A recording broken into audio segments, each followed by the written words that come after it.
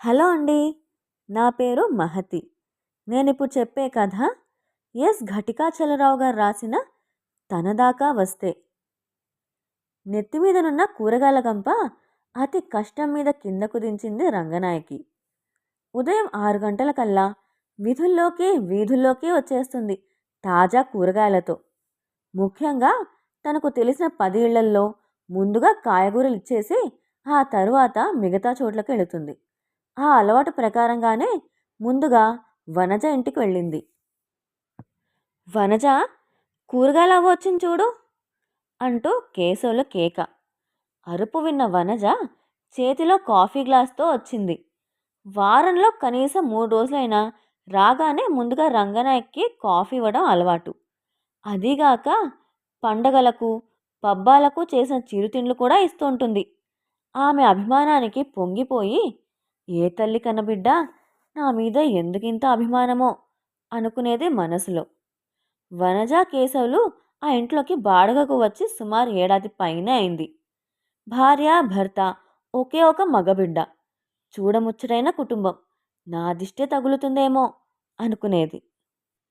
రంగనాయకి వనజ ఇంటికే ముందుగా వచ్చేందుకు మరో ముఖ్యమైన కారణం, వనజ బేరాలాడదు. చెప్పిన ధరకు కొనేస్తుంది. అందువల్ల రంగనాయకి సహజంగానే ధర తగ్గించే చెబుతుంది.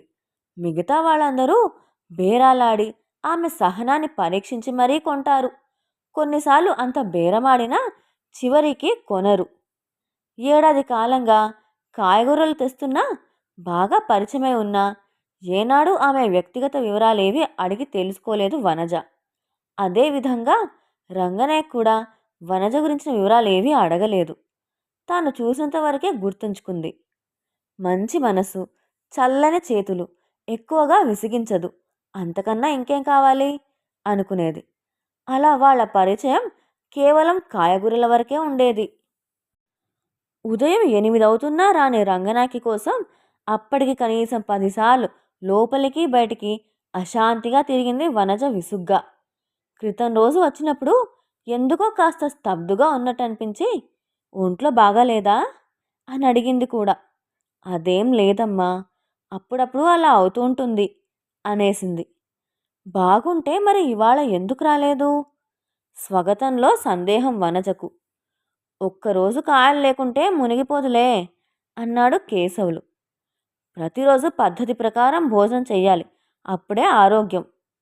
సంభాషణ పొడిగించదలుచుకోలేదు. తలుపు వద్ద ఏదో అలికిడైంది. ఆశగా వడివడిగా బయటికి వెళ్ళింది వనజ. నమస్తే మేడం, సార్ ఉన్నారా? బయట ఎవరో 2-3 నిరాశగా వాళ్ళ వంక సందేహంగా చూస్తూ, ఏమండి, మీకోసం ఎవరో వచ్చారు అన్నది. చదువుతున్న పేపర్ పక్కన పెట్టి బయటికి వచ్చాడు కేశవులు. నమస్తే సార్, చేతన ఆశ్రమం నుంచి వస్తున్నాం. 2 రోజుల క్రితమే పక్క వీధిలో వృద్ధాశ్రమం స్థాపించాం. మీకు చేతనైన సహాయం చేయగలిగితే మంచిది అన్నారు అందులో ఒకరు. స్వగతంలో కేశవులు, ఈ మధ్య ప్రతివాడికి సమాజ సేవ యావ ఎక్కువవుతోంది అనుకొని, సారీ సార్ అనేశాడు వెంటనే. మనీ మాత్రమే కాదు సార్, మీకు పనికిరాని పాత వస్తువులు, బట్టలు ఇచ్చినా తీసుకుంటాం. వచ్చిన వాళ్ళు తలుపు వద్దే పాతుకుపోయారు. ఇప్పటికిప్పుడు వెతకాలంటే కుదరదు అన్నాడు తన అనాసక్తికి సూచనగా. ఎప్పుడు రమ్మంటారో చెప్పగలరా? వదిలేట్టు లేరు. మీ అడ్రస్ ఇచ్చి వెళ్ళండి, ఉంటే నేనే తెచ్చిస్తాను అంటూ చేయి చాచాడు కేశవులు. వెంటనే తమ చేతిలోని కరపత్రం అతని చేతిలోంచి, వస్తాం సార్, మర్చిపోకండి. వీళ్ళందరూ అనాథలు కాదు, కన్నబిడ్డల ఆదరణకు నోచుకొని అభాగ్యులు. అన్నీ ఉండి ఏమీ లేని నిర్భాగ్యులు. సగం మందికి పైగా అందరికీ పెన్షన్లు వస్తాయి. అయినా డబ్బే ప్రధానం కాదు, ఆదరణ, ఆలంబన ముఖ్యం. ముదిమి వయసులో వాళ్ళు ఎదురు చూసేది అదే. ఇలాంటి వాళ్ళని ఆదుకోవడం వల్ల మీకు కూడా మానసిక ప్రశాంతత లభిస్తుంది అనేసి వెళ్ళిపోయారు. చేతిలోని కరపత్రం వంక చూస్తూ కాసేపు నిలబడిపోయాడు కేశవులు. లోపల నుంచి వచ్చిన వనజ నొసలు చిట్లించి, ఏమిటది అన్నది. దాన్ని ఆమె చేతిలో ఉంచి పేపర్లో తలదూర్చాడు కేశవులు. కరపత్రాన్ని ఎగాదిగా చూసి చప్పరించి గిరాటేసింది వనజ. ఆ రోజు రంగనాయకి రాలేదు. తరువాత 2 రోజులు కూడా రాలేదు. మూడో రోజు రంగనాయకిని చూడగానే ఆత్మబంధువును చూసినట్లయింది వనజకు.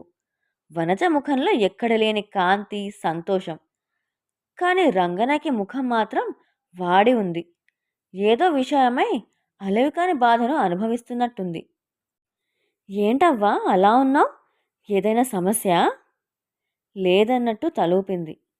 అయితే ఆమె కళ్ళు చెమ్మగిల్లున్నాయి. చెప్పలేని బాధేదో ఉంది. బిడ్డల్ని కనకపోవడమే మంచిదమ్మా అన్నది కాసేపాగి కళ్ళు తుడుచుకుంటూ. హఠాత్తుగా వినబడ్డ రంగనాయకి మాటలకు ఉలిక్కిపడింది వనజ. కొంతసేపటికి తేరుకుని ఎందుకలా అంటున్నావు అని అడిగింది. ఈ ప్రపంచంలో మనం బతుకున్నామంటే అందుకు కారణం మన తల్లిదండ్రులేనన్న కనీస జ్ఞానం కూడా లేకుండా కన్నవాళ్లను అనాథులుగా వదిలేవాళ్ళను ఏమనుకోవాలి? రక్తమాంసాలు పాలుగా పట్టి చెమట చుక్కలను పన్నీటి బిందువులుగా మార్చి బిడ్డలను అపురూపంగా పెంచితే పెద్దయ్యాక దానికి వాళ్ళు చూపే కృతజ్ఞత ఇదా?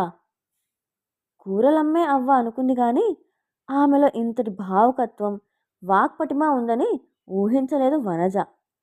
ఇంతకు ఏమైందో చెప్పనేలేదు అన్నది. ఏముందమ్మా, ఆ పక్క వీధిలో వృద్ధాశ్రమం తెరిచారు.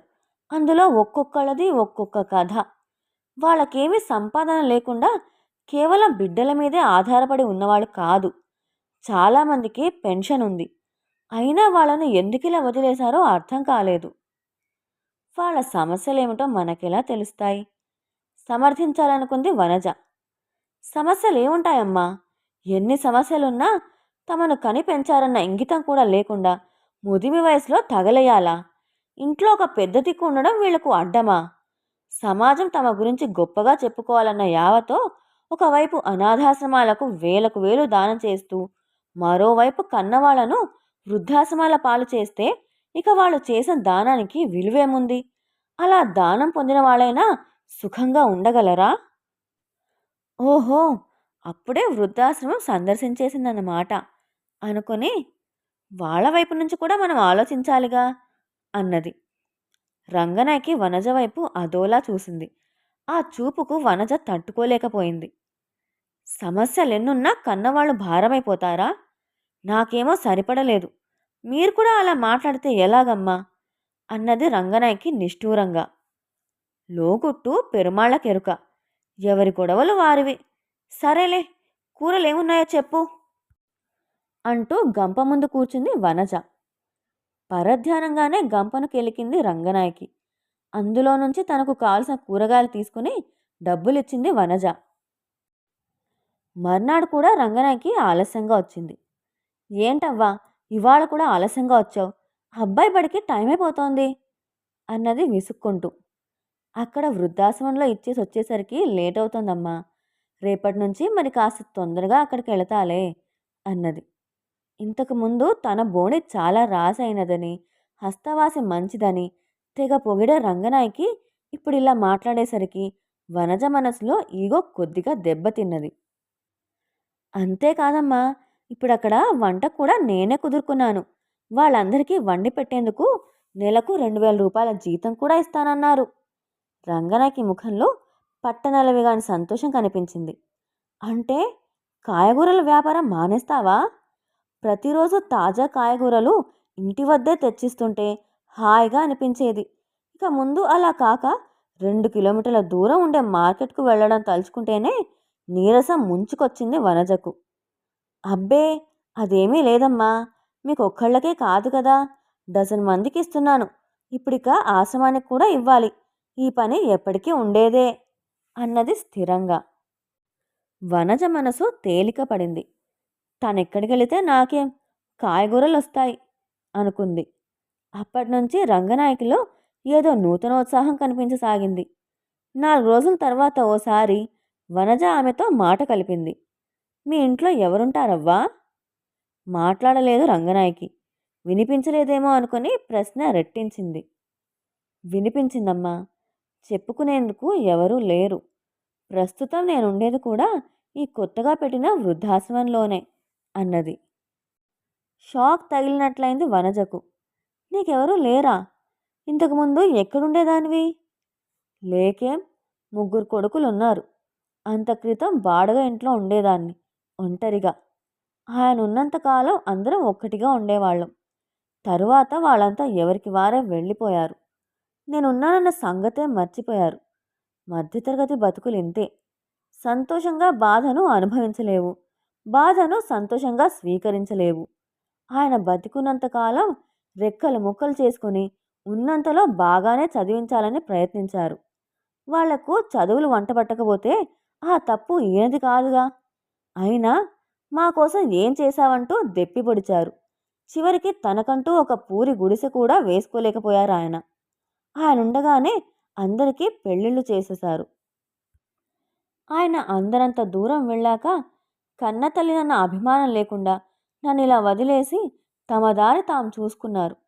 పెళ్ళవ్వగానే పెళ్ళాం బెల్లంగాను, తల్లి అల్లంగానూ కనిపించారు. ఆ వయసు అలాంటిది. బెల్లంలోని తీయదనం కనిపించింది, అల్లంలోని సుగుణాలు కనిపించవు. ఇప్పటికి 3 ఏళ్ళయ్యాయి.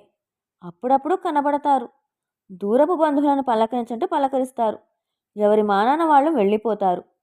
కోడళ్ళు కనీసం పలకరించరు, పిల్లలను పలకరించనివ్వరు. ఎందుకలా చేస్తారో తెలియదు. నేను కూడా ఆడదాన్నే అయినా వాళ్ళ మనసులో ఏముందో తెలుసుకోలేకపోయాను. ఇలా బతుకు ఈడుస్తున్నాను. చెప్పడం ఆపి పెద్దగా నిట్టూర్చింది రంగనాయకి. 5 నిమిషాలు స్తబ్దుగా గడిచాయి. గంపనెత్తికెత్తుకుని లేచింది రంగనాయకి. నా బిడ్డలు నన్ను ఇలా వదిలేశారంటే అది నా పెంపకంలో లోపమా, వాళ్ళను కట్టుకున్న వాళ్ళ సామర్థ్యమా అర్థం చేసుకోలేకున్నాను. ఒకే మాట చెప్పదలుచుకున్నానమ్మా. నీకు కూడా ఒక్కగానొక్క కొడుకున్నాడు.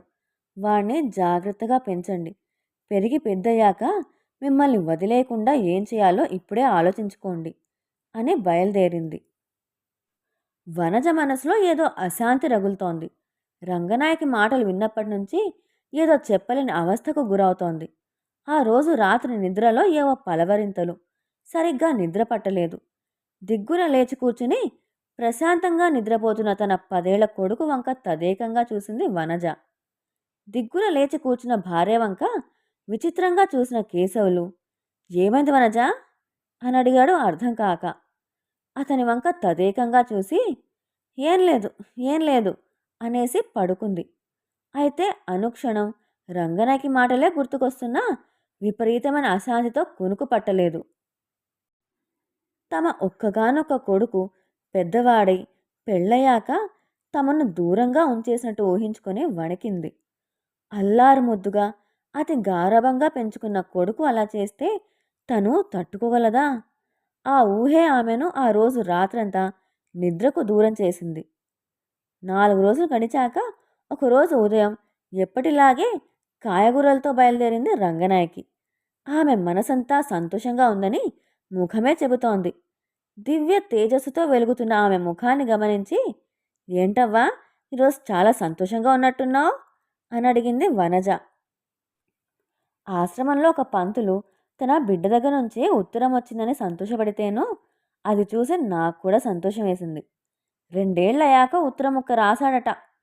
ఆ బిడ్డకు ఇప్పటికైనా బుద్ధి కుదిరింది. మరో ఉత్తరంలో పిలుచుకెళ్తానని రాస్తే బావుండు. చూద్దాం ఆ భగవంతుడు ఎలా రాసిపెట్టాడో ఆ ముసలాళ్లకు అంటూ కాయగూరల పని కానిచ్చి బయలుదేరింది రంగనాయకి. అలా మరో వారం గడిచింది. ఆ రోజు రంగనాయకి వచ్చి, అమ్మా నేను తీర్థయాత్రలకు వెళుతున్నాను, ఓ వారం రోజులు ఎలాగైనా సర్దుకో అన్నది. ఎప్పుడు బయలుదేరేది అన్న ప్రశ్నకు ఇవాళ సాయంత్రమే అన్నట్టు చెప్పడం మర్చాను. ఆ పంతులు వాళ్ళ అబ్బాయి వాళ్ళని తీసుకెళ్తానని రాశాడట. దేవుడు ఇన్నాళ్లకు ఆ బిడ్డకు మంచి బుద్ధినిచ్చాడు. ఇప్పుడు కూడా పంతులు వెళ్ళనంటాడే. అది కొడుకు రాసిన ఉత్తరం కాదట, కోడలు రాసిందట. ఇంట్లో పనంతా ఒంటరిగా చేసుకోలేక సతమతమవుతూ సహాయం కోసం పిలుచుకుంటుందేమో అని అనుకుంటున్నాడు. ఇంటెడు చాకిరి ఒంటి చేత్తో చేస్తుందా ముసలావిడ. అది ఆయన బాధ. కట్టుకున్న దాన్ని అదే కదా కంట్లో బట్టి కాపాడుకోవడం అంటే. వాళ్ళు ఏ ఉద్దేశంతో పిలిచినా సంబంధాలు తెగిపోయాక పిలిచే పిలుపు ఆప్యాయతను కూడా సందేహించే పరిస్థితులు వస్తాయన్నది సత్యం. నేను ఆయనతో చెప్పేశాను. పెద్దాయన 4 రోజులు చూడు, నచ్చితే ఉండు, లేకుంటే మీకు ఇక్కడ జాగా ఉండనే ఉందిగా అన్నాను. ఏం చేస్తాడో చూడాలి. నేను యాత్ర నుంచి తిరిగొచ్చేసరికి అక్కడే ఉంటాడో వెళ్ళుంటాడో తెలీదు. చూద్దాం అంటూ గంప నెత్తికెత్తుకుని బయలుదేరింది. వారం తిరిగాక ఎప్పట్లాగే ఉదయం కాయగూరల గంప నెత్తినెట్టుకుని వంకాయలు, బెండకాయలు అంటూ సాగదీసి అరుస్తూ వచ్చింది రంగనాయకి. అలవాటు ప్రకారం వనజ ఇంటికే ముందుగా వచ్చింది. ఏమవ్వా, అన్ని చోట్ల దర్శనాలు బాగా జరిగాయా? వనజ అడిగింది గంపలోని కాయగూరలు పరీక్షిస్తూ కుతూహలంగా. బాగానే జరిగిందమ్మా. అన్ని చోట్ల దేవుడు ఉంటాడంటారు కానీ ఆ స్థలాలకు వెళ్ళినప్పుడు కలిగే భక్తి వేరు. ఇక్కడ గుళ్ళలో ఆ భక్తి పారవస్యం రాదు. వెంకటేశ్వరుని చూడాలంటే తిరుపతికే, రామయ్యను దర్శించుకోవాలంటే భద్రాచలమే వెళ్ళాలి, రంగనాథుణ్ణి చూడాలంటే శ్రీరంగమే వెళ్ళాలి అన్నది పరవశంగా. అంతలో అమ్మాయి, ఇవాళ టిఫిన్ ఏం చేద్దాం అంటూ ఒక పెద్దవాడ బయటకొచ్చింది. ఆమెను చూసిన రంగనాయకి ఆశ్చర్యపోయింది. ఆమెను ఎక్కడో చూసినట్టు అనిపించి టక్కున గుర్తు తెచ్చుకుంది.